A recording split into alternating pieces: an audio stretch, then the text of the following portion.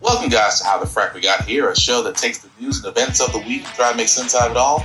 I'm your host, the most Will Buchanan, and on this show, we simply are all about the facts. There are plenty of news stations out there that simply want to do anything short but inform you. Here at How the Frack We Got Here, that's all we believe in. We go up to the left, we go up to the right, we go up to the middle of independence. We go up to all sides because there's more than one side of a story to everything. You need to know it all in order to actually to actually formulate your own opinion, and that's what we try to do here at How the Frack We Got Here. Thanks for listening, and hold on, it's gonna be fun. All right, guys. Today's date, May the 29th, 2024, and this is How the Frack We Got Here. I'm host, of course, my name is Will, and How the Frack We Got Here, we do take the events of the week and try to make sense of it all. Before we do get started, guys, let you know that we do pride ourselves on being a news podcast, which means that we do only take for the most reputable sources with award-winning journalism and awards. We do not do sensational news like Fox News or The Blaze, The Daily Wire, or whatever extreme left or extreme right newscast out there. We only strive to give you the facts and nothing but the facts. With that also being said, guys, we do try to watch our language, but sometimes words do fly. At the same time, there may be things that might be shown that might be too intense for younger viewers, so viewer discretion is advised. Aside from that, welcome. So, how do we start this? Literally and figuratively? Well, Ticketmaster, you know it, you loathe it, because between Ticketmaster and Live Nation, how else do you get to watch your favorite artists and go to your concerts? Because let's be honest, it's the only thing out there. Well, it seems Uncle Sam had its fill too of Ticketmaster, and telling Ticketmaster and Live Nation they need to split. Department suing Ticketmaster's parent company, Live Nation, claiming the company had the monopoly in the live entertainment business.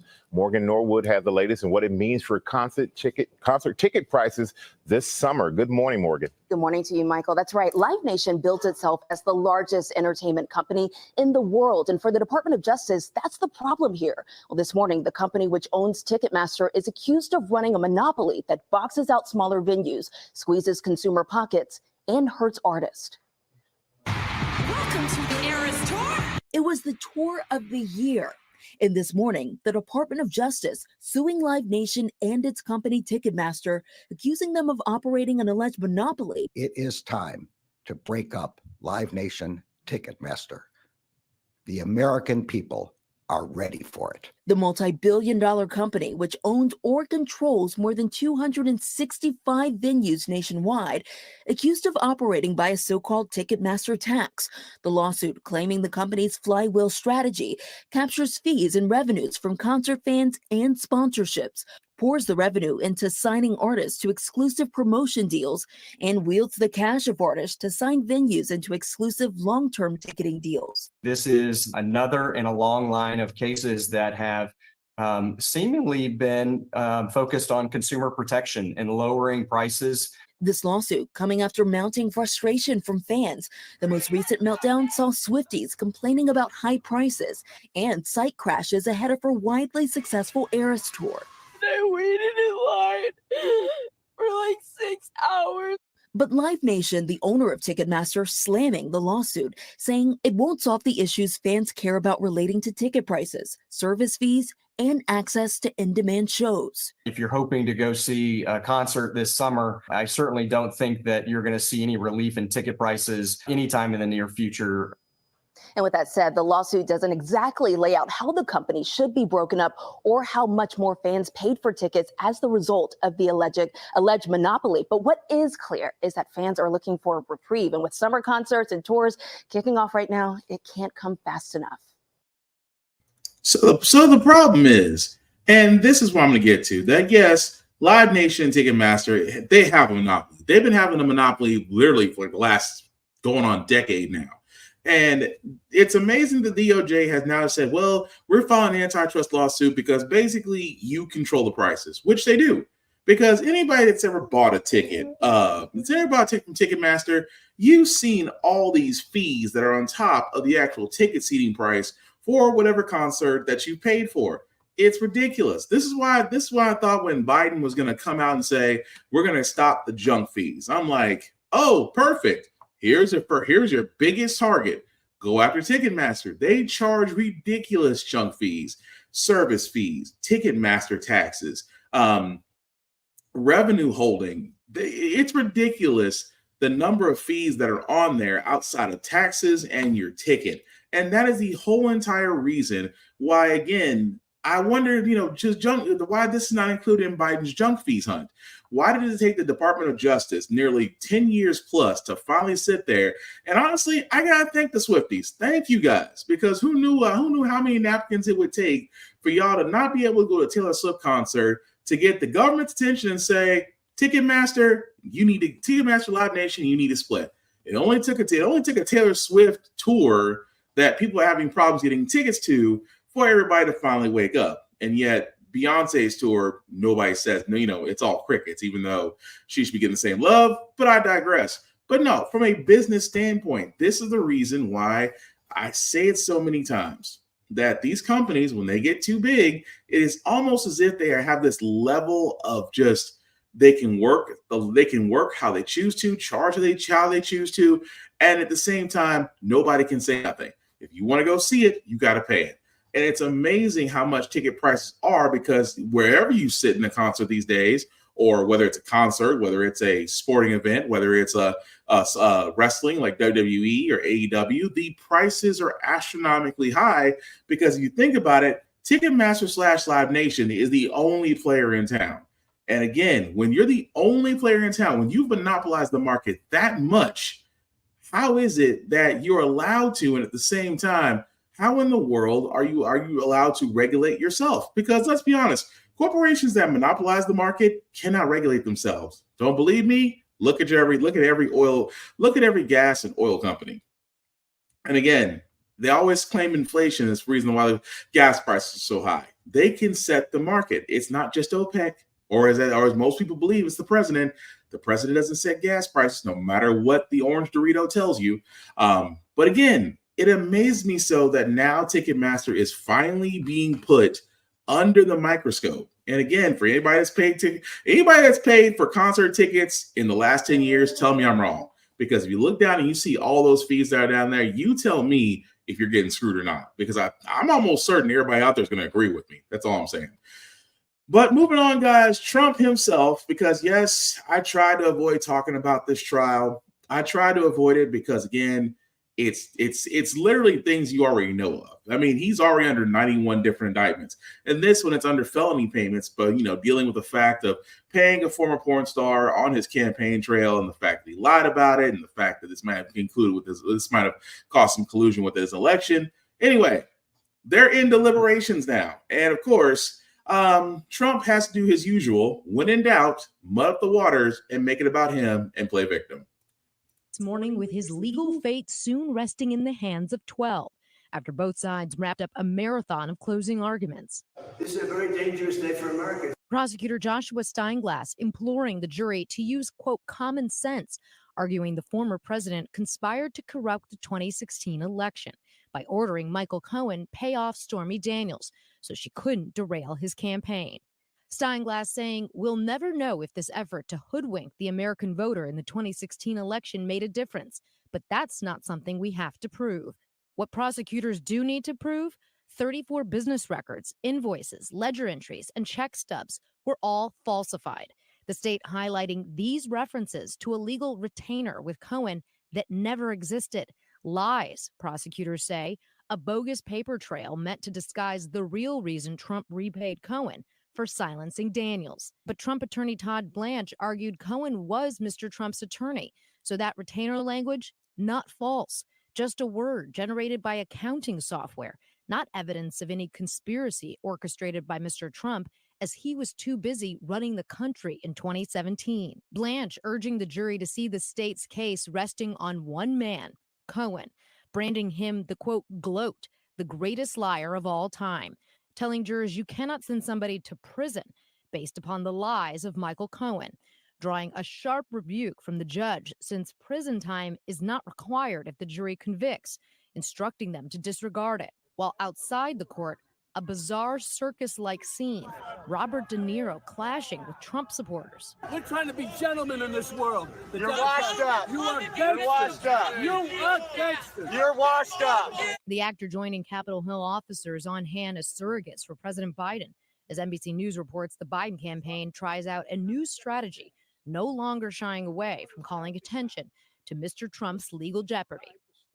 Well, that was the wacky scene outside the courthouse. Yes. How about inside? You were there for all of those arguments. How were jurors reacting to this long day? How about Mr. Trump himself? So they started out very alert, as usual, paying attention. They're all awake. By the end of the day, when we got to that 8 p.m. hour, some of them are twirling their hair, rubbing their faces. One lady stretches her head all the way back. You can understand these are human beings. They've been listening to these dense legal arguments. And I think the prosecution was so worried about covering the waterfront that it just went on and on. The defense was long, too, but we'll see whether they punish them for that or whether they just move past it now in deliberations. It's a long day, and courtroom seats are not known for their comfort. No. Let's talk about the high points for each in terms of the argument. I think the defense did a really effective job, essentially saying the idea that these records were falsified is, in their words, just absurd. They said the way language, which is the thing that's actually false, is a drop-down menu in the accounting software, trying to take the sting out of the idea that this was some sort of criminal conspiracy. But I also think the prosecution did an effective job trying to confront Michael Cohen's baggage, saying, look, we didn't choose him. This is someone Donald Trump chose because of the way that he lies. And so they both had high points, but it went on for a long time. All right, Laura, thank you. Okay, so to kind of leave a long story short, if you're wondering, at the time of our podcast started, the jury to a decision today. Surprisingly not. So they will be deliberating further. But just to kind of just put a really quick recap on this, their evidence is there, which I never understood because, again, I've never been a jury duty, knock on wood, hopefully never have to do that. But I do understand the logistics of it all, that they all have to come to an agreement. If they are deadlocked, then the case can be thrown out or rescheduled to be tried again. But this is Dorito. Almost everything this man said has been a fabricated lie. Almost everything he done has had evidence to it. And at the same time, the fact the star witness was his former fixer/attorney, which he is now saying is a liar. Yeah, but he's been around you ever since he got caught, which seems like many moons ago. And yet that was the prosecution's star witness. At the same time, if I'm on the jury, it's kind of a slam dunk, because why else would these quote unquote 7 men and 5 women, which do make up the jury, somehow have to deliberate this when this should be a quick turnaround? At least I think so. But again, we're not going to dive deep into that case. We're simply going to wait for the verdict because, again, this is a felony case, which means that if he is convicted, again, this is the thing about we keep on focusing on these felony cases. If he is convicted, that disqualifies him from running for president. And again, he still has other cases in which his other lawyers, which again, if you're a lawyer for Trump, it's Christmas because his people and the RNC are paying for his legal bills, which I cannot believe I'm saying this out loud. For a former disgraced president, disgraced con man, failed businessman, how is it that you got one of the really richest political parties to which his daughter-in-law is actually co-chairman of and is using their funds along with the funds that he gets from his confused flock to pay for his legal bills? Only in America can we hope this man finally gets convicted. But the VP race seems to be heating up. Why? Basically because of Nikki Haley. Nikki Haley has sat there and said, and I cannot believe I'm saying this, that she did, quote unquote, say that she was throwing her support behind the former disgraced president known as Dorito. And of course, it's amazing where, Trump's people, again, see it like a green light and saying, she's going to be on our team. And again, I love when this comes up. That former presidential candidate Nikki Haley, that's not her real name, has said for months that she's not going to back Trump. She has said for months that Trump is not what America needs. And realizing, because I've said it many times on this podcast, there was no way on God's green earth, even her, with all her accolades, her being a woman in the GOP. And yes, that sounds sexist. It's only because that's how that party is. If you expected a white woman or a black man to leave that party, then I got some beachfront property in Ohio I want to sell you, because that's how delusional it really is. Nikki Haley realizes that, hey, if you can't beat them, join them. So what is she doing? She's softening herself up. We've seen it with Tim Scott, America's favorite Uncle Tom. We've seen it with the current Speaker of the House, Mike Johnson, who happened to be at his trial. They are already lining up to see if they can be Trump's VP. If he somehow skates these court dates, somehow gets quit of all these charges, and still gets the RNC nomination, he needs a VP. I don't think it'll be her because, again, this comes from a woman who sat there on her campaign run, dissed Trump to the point to where, you know what, if she sounded like she had a plan instead of repeating the same narratives that you hear on Fox News, she might have actually won the nomination. But let's be honest, Trump has systematically gotten favor of the crazy flock, and that crazy flock, along with his people in certain areas of the GOP, now including the RNC party, pretty much solidifies his hold. So again, in a way, Trump actually became the terrorist dictator he always wanted to be, just over a party. But I digress. But moving right along, guys, I did want to cover the story as well as far as the action that has happened in Gaza. Of course, Israel has moved forward with military strikes in Gaza, which again, parts of Gaza. And now, keep in mind, it was just less than 2 weeks ago that I sat there and said, Mr. Anthony Blinken right there, U.S. Secretary of State, was dissing the ICC because the ICC, the International Criminal Court, actually issued arrest warrants for Prime Minister Netanyahu, Israel's welfare queen. And now he is sitting there saying, quote unquote, Israel must weigh incremental gains with unintended horrific consequences of military action in Gaza. This comes after President Biden, just at Morehouse College last week, talked about a ceasefire. And again, I have to ask this question because somebody explained it to me because I'm lost. What do you have on the U.S. government to where the U.S. government, including President Biden's administration, doesn't go to Netanyahu and say, we're out, man? What is it? Because again, Netanyahu only does this because the U.S. backs him. Imagine if the U.S. did pull resources from Netanyahu in Israel in the middle of the Middle East. Woo, it's cold out there by yourself. But for some odd reason, even with the strikes, unintended and unnecessary and unprovoked by Israel, the U.S. seems to still back them. And I, for one, cannot understand why. Outside of the fact that, again, with the protests happening on different colleges, Biden himself is sitting there calling for a ceasefire, but Netanyahu's not listening. All I can sit there and say, sir, is what is it going to take to literally and figuratively make him listen outside, make Netanyahu listen outside of the fairly obvious? Pull support, pull troops. Israel will fold like a lawn chair. But again, I digress. But speaking of President Biden and, of course, Madam Vice President, they're on the campaign trail. Why? Because they're trying to get the black vote. Yeah. The Biden administration will be launching its black voter outreach program as it looks to try to shore up softening support among black voters. President Biden and Vice President Harris will be in Philadelphia today for a rally to launch the program. The campaign says the rally will be held at a boarding school with mostly black students. Mr. Biden and Ms. Harris will be joined by black leaders, including elected officials, HBCU presidents, and organization leaders. Well, Democrats will also be doing something different this year to try to make sure that Mr. So we're going to stop it right there because they're talking about the virtual nomination, in which they can do by campaign laws, but it's going to piss off Ohio. But anyway, I've been talking about this for now going on a year and a half. Here's where Biden's going to have the issue. Biden and Madam Vice President Kamala Harris are going to have the issue with the black vote. You're going to have a hard time reaching the black vote, especially black men, basically because you, for lack of better words, haven't really done a lot for black people.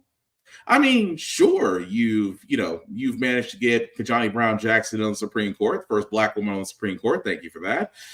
Yeah, you've managed to kind of get the economy back to some point, but yet you seem a little bit disassociated with reality and thinking that even though jobs are open, inflation is still up, and people have money, you seem to be a little bit on the other side of reality called make-believe. And at the same time, a lot of things that black people have been asking for have been gutted under your watch. DEI, affirmative action, part of that leading to college entrance exams, so it actually led to the killing of DEI of positions and programs because Republicans have ran with it. You sat there with your stalemate when you wanted to go progressive, which you actually were pushing forward measures that included Black people stop, because two of your Democratic senators who are really Republicans halted the whole situation and you didn't push forward.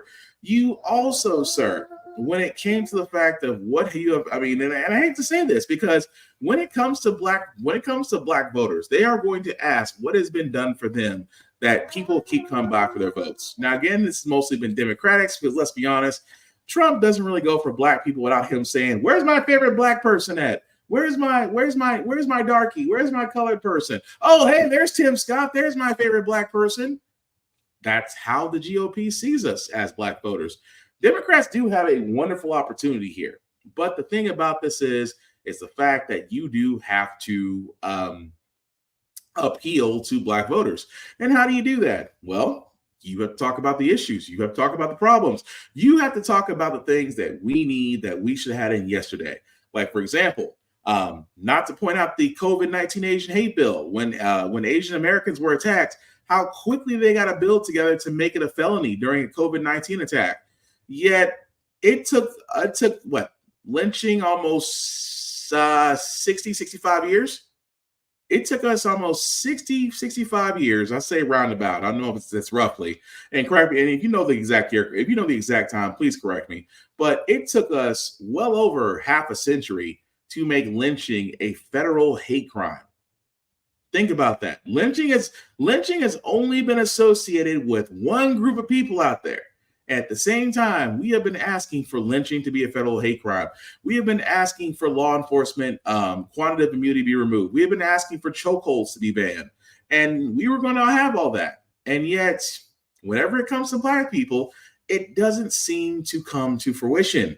Again, the current president and his vice president are going to have a hard time getting Black men to vote because, strangely enough, and I know Trump loves the ill-educated, and I hate to say this about my own people, but there are some Black folks out there that do believe they did better under Trump.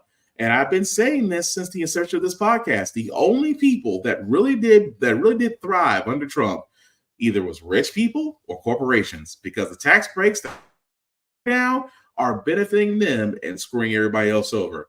But again, this is the reason why I keep saying President Biden, unless he's figured something out, is going to have a hard time reaching Black voters, because right now, outside of minorities such as Black people, women make up the biggest amount of voters, because if you don't think they're going to be voting at the polls after what happened to them, last couple of years, you are sorely misguided. But again, we'll follow that as it goes along. But speaking of law enforcement, I have been saying this the entire time about law enforcement. I do believe law enforcement does need a reform. I do believe that law enforcement needs to be trained. There needs to be special screenings, and there needs to be mental awareness training. What I mean by that is what's actually going to be shown in the next video.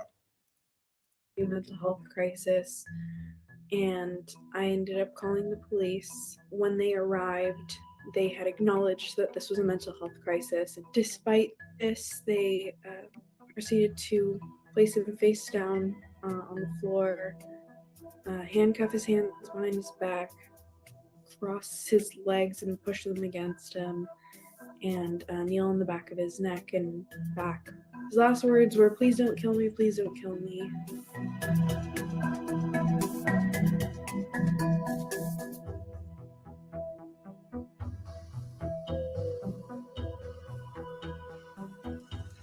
CIT programs at their core are community collaborations that involve mental health services, advocacy, law enforcement, and the community at large. Those programs bring together those partners and conduct training for law enforcement officers to learn more about mental health issues, to learn about the lived experience of those with mental health issues, including those that are diagnosed, and their family members who are a part of their journey.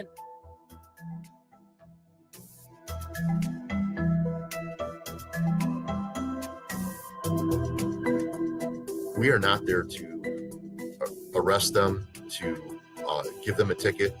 We are there merely as you call 911, we respond, because that's what police do. Police fire, we respond. But when we realize that it's not a police matter, then if we're not already there, they can, the officer that's there can call us. We respond, and it's a better handoff. It's a warm handoff to a clinician that we can have speak with the person, as opposed to, the police just saying, well, there's nothing we can do.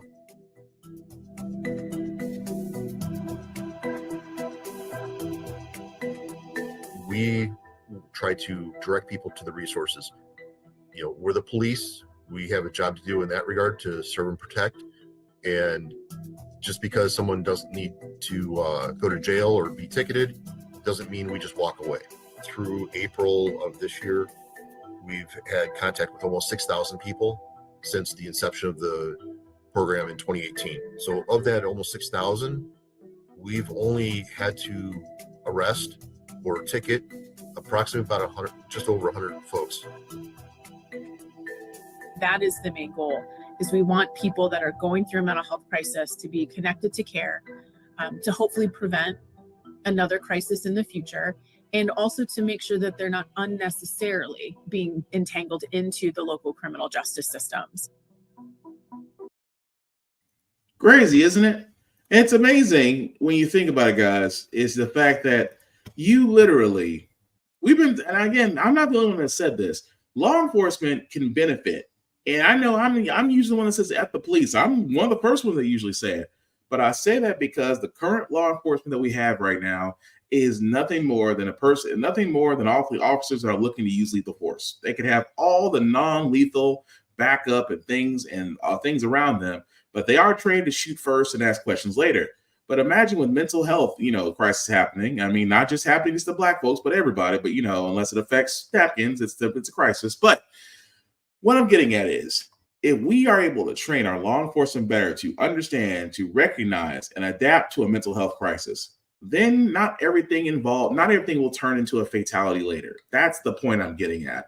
And with that also being said, we have seen now, just with that simple program in one location, they saw a major reduction in arrests. Now, granted, there could be some situations where arrests are just inevitable. I get that. I understand that. But there's sometimes when there's a mental health crisis, it doesn't involve law enforcement. It just may involve getting the individual the help that they need. At the same time, imagine if that program was actually nationwide. Again, I keep saying, if we better train our officers, if we better screen for the right type of enforcement officers, we give them the tools and things that they need to actually do more than just stop and shoot, things will go down. And who knows, you might actually get Black people to trust you. Almost.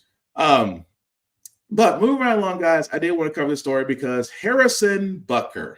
I talked about this guy just because he did a certain speech at a certain Catholic college where he pretty much told the women, you'll be happy as homemakers. And again, that's been going on. We cover what Fox News said about it because Fox News tried to spin it as an attack on religion. And of course, all the pseudo-Christians believe out there that everything is an attack on them and their way of life, and that they should fight back, and that they should be unashamed of their opinions. And I've said it all the time. You can be a Harrison Butker all you want to, but your religion is not under fire. You can say, again, our country allows you to say whatever it is that you want to say. It does not absolve you from the consequences of the words that you say and the impact that it has on others. Just like you could have an opinion, guess what? Others can have an opinion about you, but you can't cry victim when you're the one that sat there and decided that, hey, I'm going to say something and it's going to be so profound in my head that people should go along with it. Instead of actually getting chastised like he should has, especially here in the South, unfortunately in my home state of Tennessee, especially here in Nashville, this dick got an award. The theme for tonight's gala, Courage Under Fire, was decided many months ago, but it now feels providential that this would be the theme after what we have all witnessed these past 2 weeks.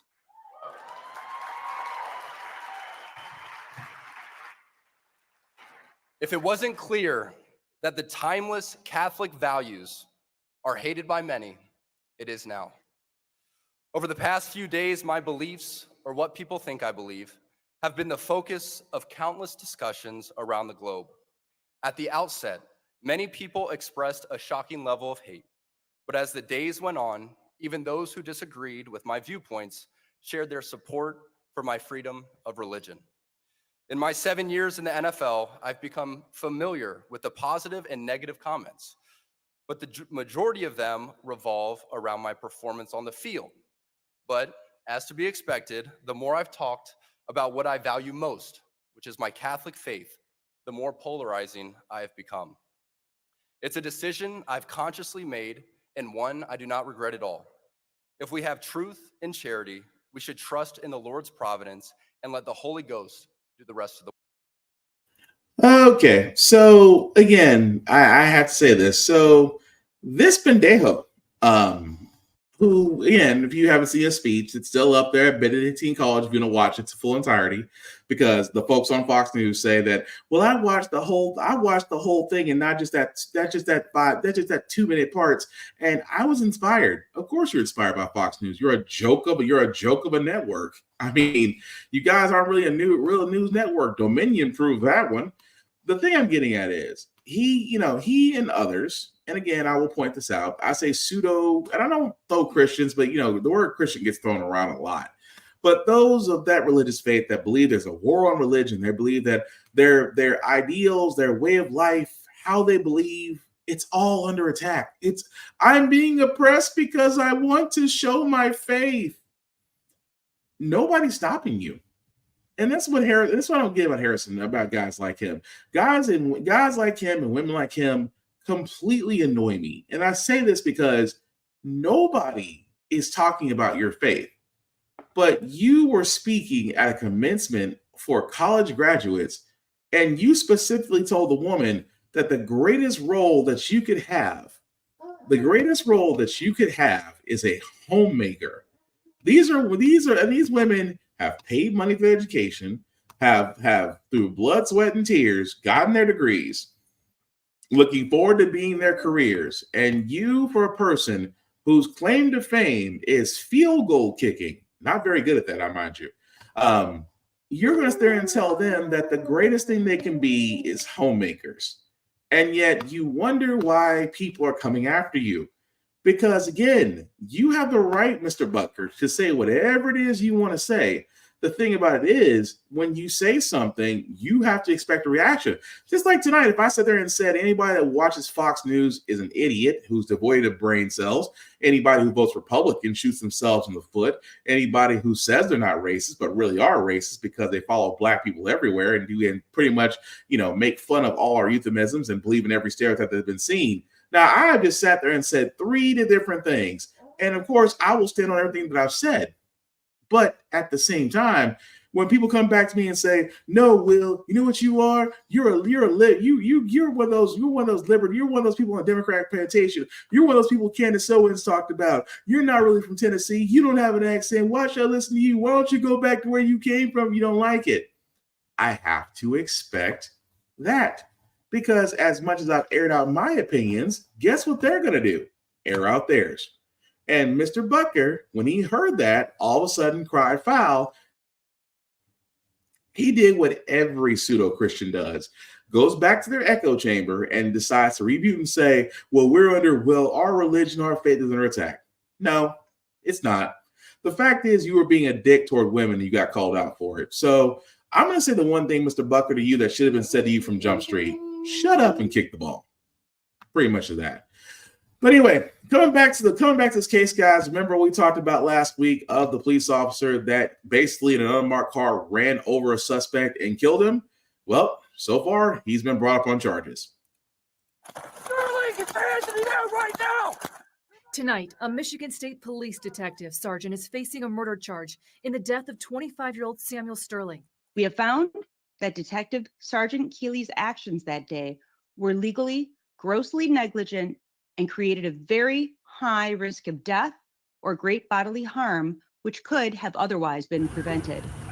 Michigan Attorney General Dana Nestle's office filed charges against 50-year-old Brian Keeley for second-degree murder and 1 charge of involuntary manslaughter. Police video shows an unmarked SUV driven by Keeley hit Samuel Sterling as he ran from officers last month in Kentwood. You can hear Sterling crying out in pain and officers telling him to lie still and breathe while EMTs were on their way. Sterling was taken to the hospital where he later died. Police say Sterling was wanted on multiple felony warrants that day when officers approached him. Attorney Mark Curtis, representing the 25-year veteran of the Michigan State Police, says Nessel has, quote, chosen to ignore the facts of this incident and rely on political pressure. He went on to say the loss of Sterling's life is tragic, but, quote, this accident could have also been avoided if Mr. Sterling would have simply complied with the commands of the detectives. The Sterling family's attorney says the AG's office got it right. The officer in that case clearly used a police car as a deadly weapon, knowing full well that Samuel was right there, and by steering right into him, by going up and over a curb onto a sidewalk to try to cut him off, he knew that he certainly could hit him. Some would say that he intentionally hit him, which it looks like to me on the film, on the video. So absolutely, these charges are merited. 41 days after losing her son, Andrika Cage received the news she had been waiting for. So again, I always love how, of course, they're the attorney for the accused. They have to do their job. And the first thing that's always been done whenever it comes to law enforcement and, of course, killing a minority, you have to discredit the accused, or I should say in this case, the deceased. Why? Because character assassination. Had Mr. Sterling actually complied with the officers, then that officer would have never felt the need to run him over with the car. Yeah, I'm pretty sure that sounded great in his head when he said it. That's why he had to redo it. But let's be honest. We've seen this before, and I admit this. We shouldn't always get excited whenever we see law enforcement, actually officers being held accountable, especially being charged with second-degree murder. However, this one is pretty much cut and dry. The officer did use his car to run somebody over. It doesn't get any more clear and dry than that. He did run Mr. Sterling over. So as he is brought up on second-degree murder charges, we will follow this. I'm going to be honest, it'll be surprising on whether or not that he is being indicted and he will be found guilty. But again, it's always funny with law enforcement officers because they have this level of, well, have the suspect complied. We've got cases where they complied. Have the suspect ran. We've got cases where the suspect ran and didn't run. The outcome is still the same. Why is this? It's amazing to me that when it comes to self-control and the fact of use of force, why is it more dependent upon the victim to exert more self-control than the officer behind the wheel or behind the end of a gun? Make that make sense. But speaking of things that don't make sense, I do got to talk about my home state of Tennessee. Why? Because it's progressively backwards and ran by a bunch of idiots outside of a few people just trying to do some good.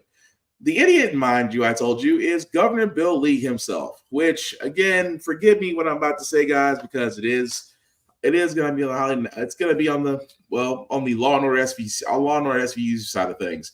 So the reason why I'm bringing this up, Bill Lee just signed a bill into law, which they call abortion trafficking. Hear me out on this one, because they're saying abortion trafficking bill for minors. So the billing case that he is talking about, guys, that was just signed into law, which will take effect July 1st. Basically, who is pregnant, if adult or anyone else tries to assist them in getting an abortion, they could be brought up on felony charges. Yes, I wish I could make that up. And I take it back. I'm sorry, not felony charges. It's a Class A misdemeanor offense, which can months to 29 days in prison. But it is amazing to me. Think about this for a second. Under this measure, a person who helps, and I'm going to read this word for word.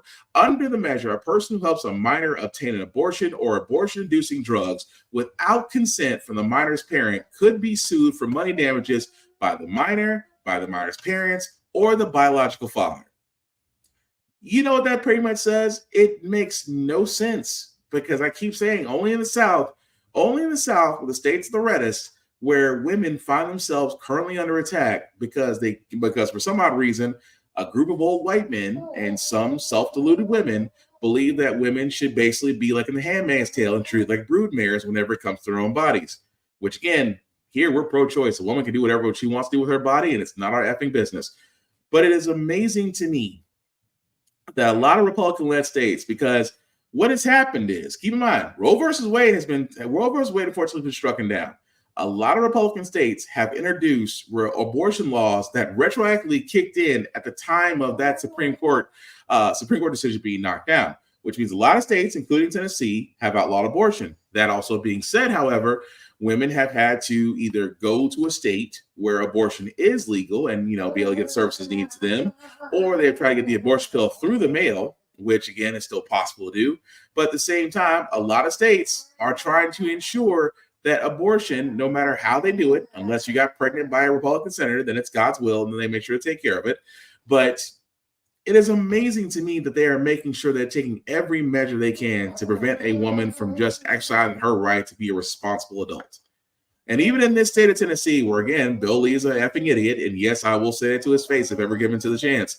But it is amazing to me that with that simple measure is going to prevent a lot of women from getting the help they need, or again, thinking of other ways that might be dangerous to them, just because they just don't want to be parents.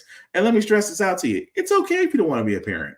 And if you get pregnant, I honestly believe that if a woman gets pregnant and decides she doesn't want to be a mother, that is the most responsible thing you can do, outside the very selfish thing of bringing that child into the world and dropping off into an orphanage, in which that orphanage makes, which orphanages these days and other areas that carry children are busted at the seams. It always amazes me how the pro-birth and pro-life people always seem to care about the child, but always skip the orphanages, always skip child services, always skip foster parenting, always skip the children that are already here, because you believe that the unborn have to have a voice, but you'll ignore every other block on the side of the road. Nice. But again, as I said before, Governor Bill Lee is an idiot. I'm going to make that a meme somewhere. That also being said, guys, I did want to cover a few things on the business side because, again, Walmart, Target, and Amazon are cutting prices because they believe that inflation is too high and that pricing on a lot of their products is too high for the everyday consumer. So what they're doing, they're cutting prices on at least 1,500 items in various departments and stores among these retail giants. Don't get it twisted, folks. And I say this all the time because it's amazing they talk about inflation, because inflation in a state of inflation, in the economical situation, nobody wins. That's how it's supposed to be. Everybody's paying more for various items, for cars, for homes, gas, food, you name it. Everybody's paying high. Yet strangely, corporations are having paydays. Corporations are having rainy days. Amazon had a good fiscal quarter. Target had a good fiscal quarter. Amazon, Walgreens, Walmart, those very same 4 stores I just mentioned, along with countless other corporations, all have had great paydays. Why? Because it wasn't inflation. They raised the prices up on everything because they could. And at the same time, it was all about greed. So now what's happening? A lot of consumers out there are finding different ways of getting what they need. Does this hurt the bottom line? In some areas, yes. But now it's too great for them not to ignore. Because again, now that they made their profit, now it's about helping out their consumers, which again is kind of bullshit. But at the same time, they say, well, it's only because inflation, everything is high. No, you set the prices. It's the reason why I look at these oil companies and they sit there and say, well, the price of gas is high because, well, inflation. No, you set the prices. Oil companies set the prices on gas. It's never been the president. In the same sense that Walmart set the prices on many of its products, the same way that Amazon set the prices on a lot of its products, and they try to blame inflation. You can't blame inflation because inflation did not put the price hiker tool in your hand and say, run these numbers up, especially when a lot of these corporations have had paydays. So again, the whole thing about inflation, again, it's great that they're cutting down prices. I mean, the same sense that, we're seeing that Burger King and other fast food restaurants are now, trying to get value menus out because, again, nobody wants to pay damn near $20 for a burger and fry. So again, miss me with the inflation because all you're doing is driving up prices for profit. And inflation just sounds like a nice word to avoid accountability. That's all it is. But speaking of accountability, and I can't really talk about this one before as we're getting toward the end to our feel good segment, the Negro League, for all those that don't know, the Negro League and its players and its stats will be incorporated into Major League Baseball. And as a person that's a fan of the Negro Leagues, I love it, but I cannot wait for the baseball purists out there, those napkins, to lose their mind, because once they realize that one individual stats get put in play, yeah, they're going to be mad. Confirmed yesterday that Negro League stats will officially become a part of MLB's historical record. The move opens the door for 2,300 Negro League players to have their accomplishments recognized in the league's official database. And that means Josh Gibson, who is considered one of the best players of all time, will now lead multiple categories, including batting average and slugging percentage. Gibson actually moves ahead of Ty Cobb and Babe Ruth in those categories. A lot of folks have long considered Gibson to be the best baseball player in history. So he's finally. I can't wait. And again, it's rightly so. Josh Gibson, that's a whole nother conversation. But yes, arguably the greatest player to play the game of baseball. Once his stats get put in the MLB, let's just say it's going to tick off a lot of purists. And again, I'm not expecting them to come forward. I'm not expecting, they'll be in their secret Facebook and whatever chats, wherever dark corners of the basements they hide in. I can see it now. They're just putting that in there for political reasons. And Josh Gibson is not the best player of all time. I guarantee I can hear their whining now. But it's, again, the only reason the Negro Leagues existed because Major League Baseball did not include us. And now, just like history, which is kind of funny that we keep on coming back to that, you cannot ignore history. So it's great that the Negro Leagues statistics will be included in Major League Baseball, because they should. Because let's be honest, whenever we get into it, in the words of Paul Mooney, whenever we do get into a sport, we take over. And I certainly can't wait for NASCAR and golf to be looking a little bit darker. But that's just me. The last story we got, guys, before we get to our Feel Good News segment, it kind of showed you how much of a slow news day that it is. You ever heard the phrase, repeating something and getting a different result is the definition of insanity? Yeah. Enter Titanic.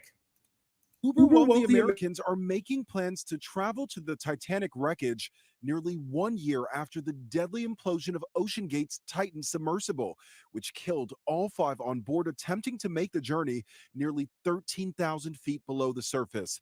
Billionaire Larry Connor and Patrick Leahy, the founder of Triton Submarines, plan to make a new voyage in a $20 million vessel. Connor reached out to Leahy just days after the Titan implosion, telling the Wall Street Journal, "I want to show people worldwide that while the ocean is extremely powerful, it can be wonderful and enjoyable and really kind of life-changing if you go about it the right way. Safety in the industry has been under intense scrutiny." This is a rare opportunity for you to explore Titanic. OceanGate CEO, who was also killed, often spoke about his sub defying industry standards. I think it was General MacArthur said, "You're remembered for the rules you break." And, I've broken some rules to make this. But since the tragedy, Triton and its European competitor have claimed that their subs are safer because they're classed, meaning they're certified as safe and up to code by a third party. Other billionaires have been intrigued by tourism into the deep sea.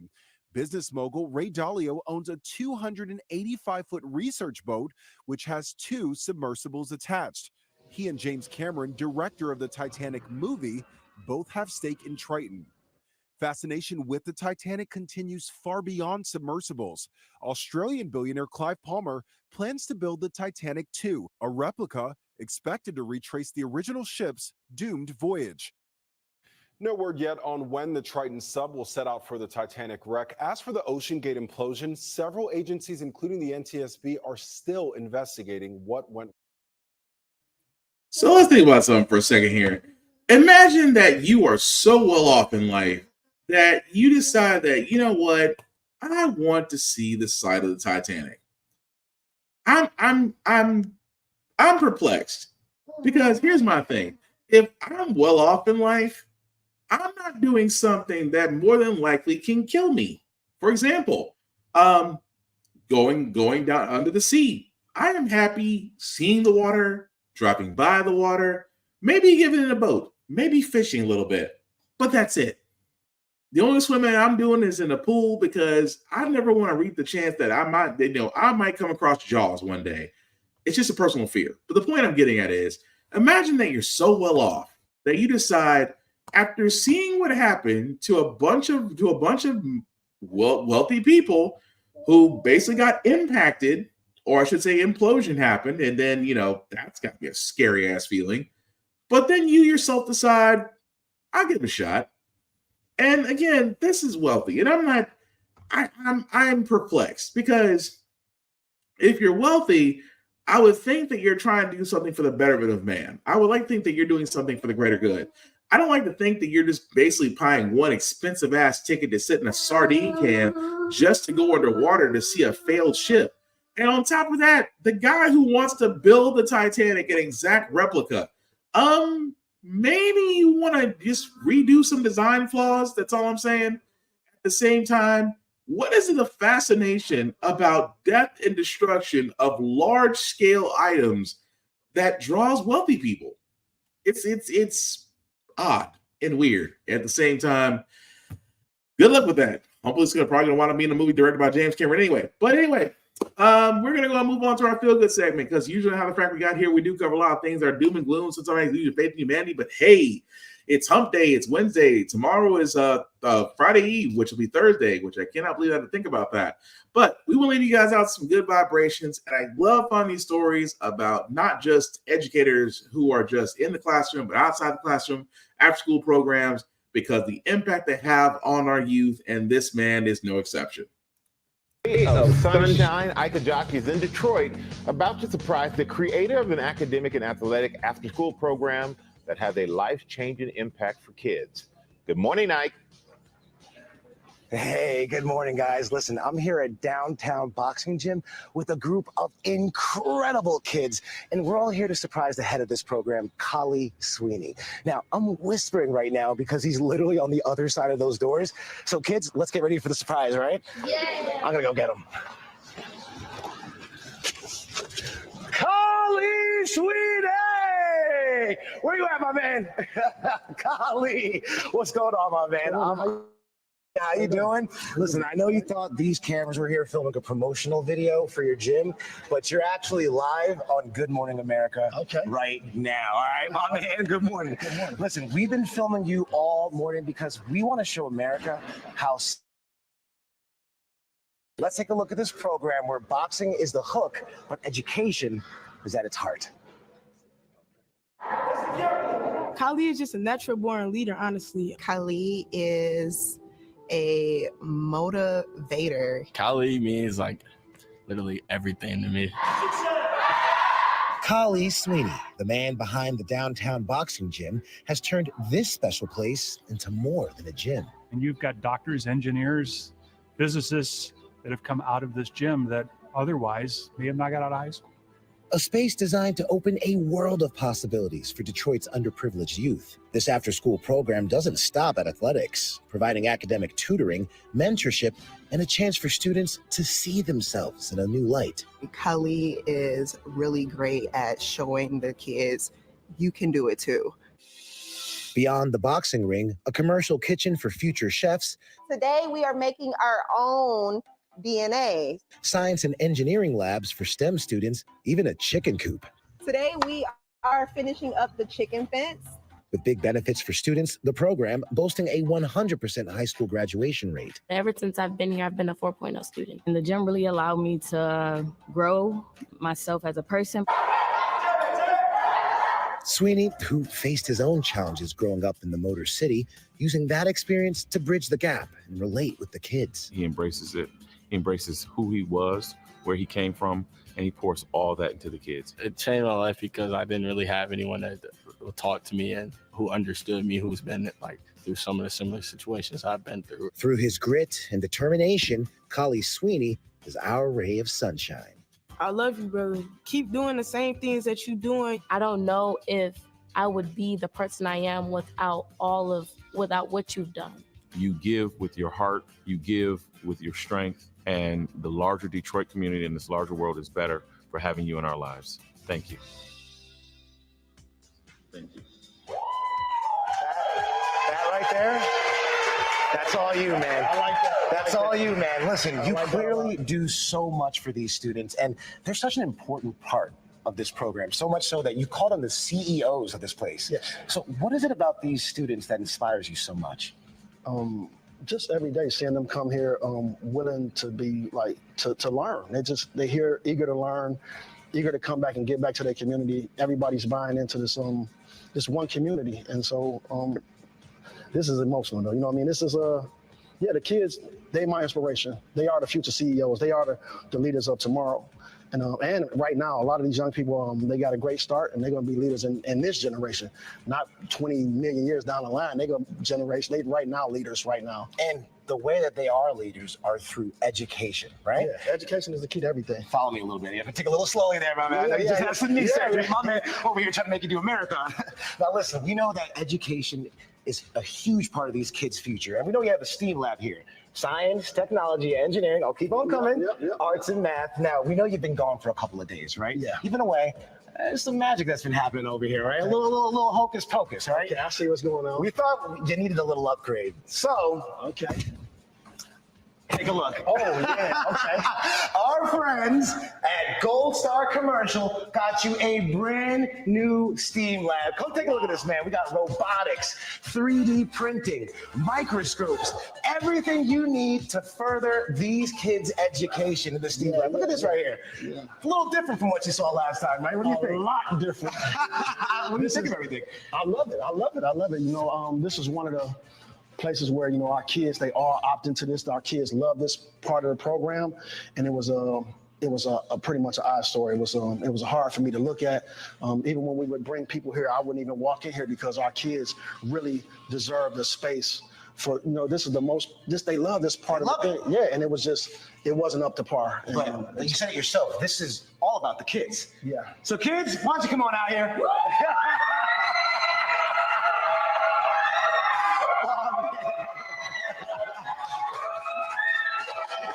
What's going on?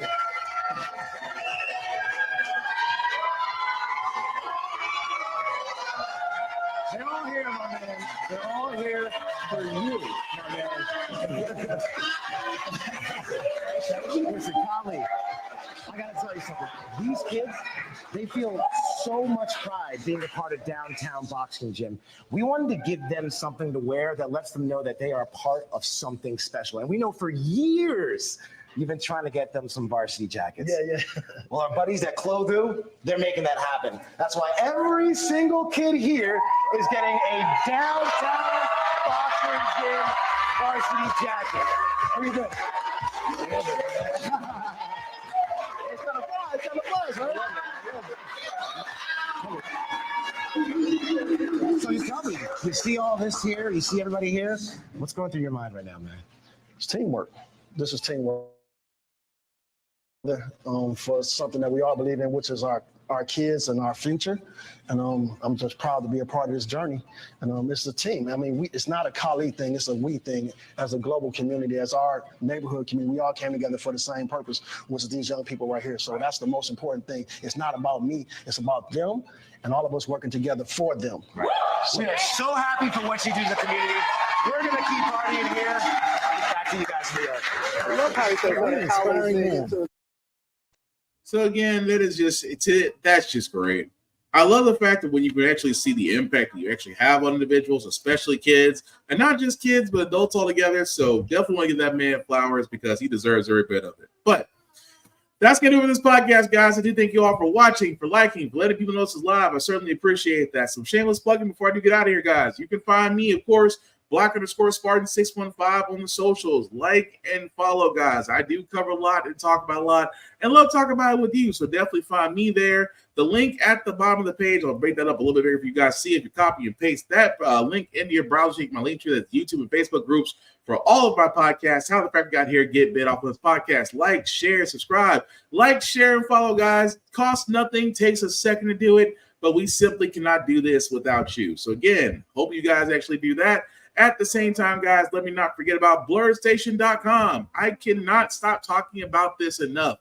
This is the vehicle we should have been, but Tubi is owned by Fox, and we all know how we feel about Fox. But again, Tubi is owned by us, and again, it's where you can do the content, where you get your movies, your television, your comics, your anime, Pretty much everything in the world of Blurred and Nerd is going to be found here. And again, if you want to check it out, definitely go to blurredstation.com. Do me a favor. When you hit the Join Now button, please go to the Blurred's Eye View Offending membership and then select anybody down there, including myself, Black Spartan, as one of the offending members. We would certainly appreciate that. At the same time, guys, it is $10.99 a month. Yes, $10.99 a month.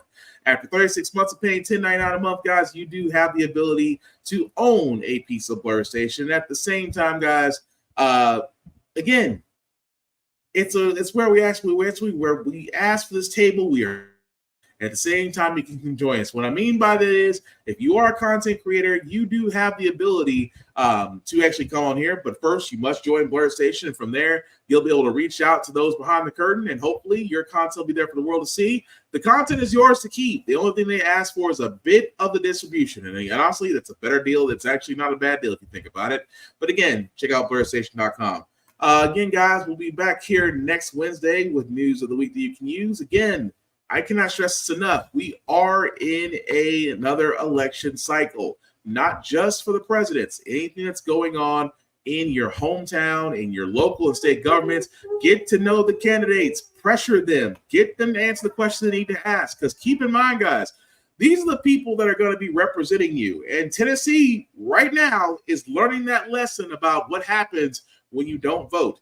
And if you don't think voting is important, look at Georgia. They will do everything they can to make sure that you can't vote, or your vote, or dismay you enough to that your vote doesn't matter when it obviously does. At the same time, guys, if you yourself feel like running, there's plenty of sites out there that can assist you on how you can run in your city or state if you choose to and make a difference. But above all else, remain informed.